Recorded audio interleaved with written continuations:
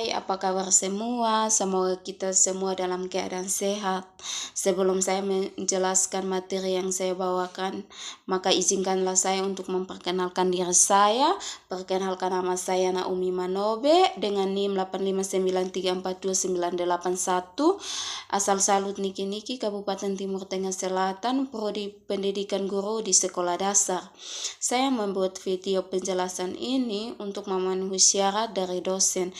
Ini adalah tugas mata kuliah filsafat ilmu. Jadi menurut saya, filsafat ilmu mengamati dan memperkuat ekstensis keilmiahan serta nilai-nilai dalam ilmu pendidikan dengan cara mengkaji dasar-dasar ilmu secara mendalam.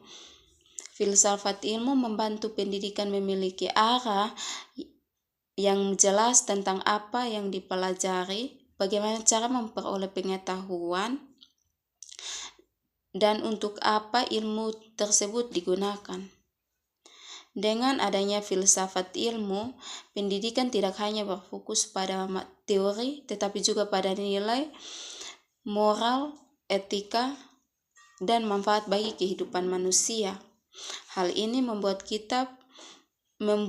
ilmu pengetahuan, ilmu pendidikan menjadi lebih ilmiah, terstruktur, dan memiliki tujuan yang bermakna. Yang kedua,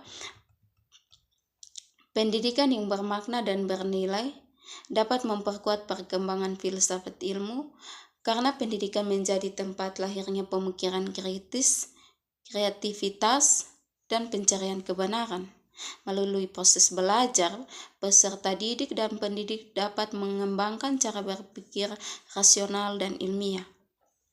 Pendidikan juga membantu manusia memahami nilai-nilai kehidupan, sehingga filsafat terus berkembang sesuai kebutuhan masyarakat dan perkembangan zaman.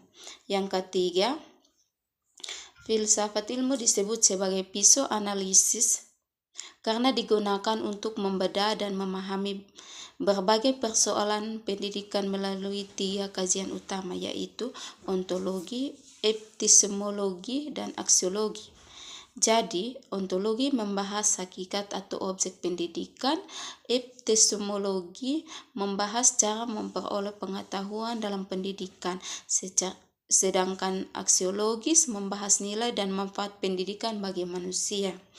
Dengan ketiga pendekatan tersebut, filsafat ilmu membantu menemukan solusi yang tepat terhadap masalah pendidikan secara kritis dan mendalam. Yang keempat, contoh konkret.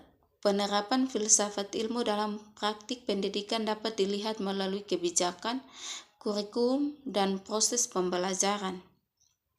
Dalam kebijakan pendidikan, pemerintahan menyusun aturan berdasarkan tujuan pendidikan nasional agar peserta didik berkembang secara intelektual dan moral.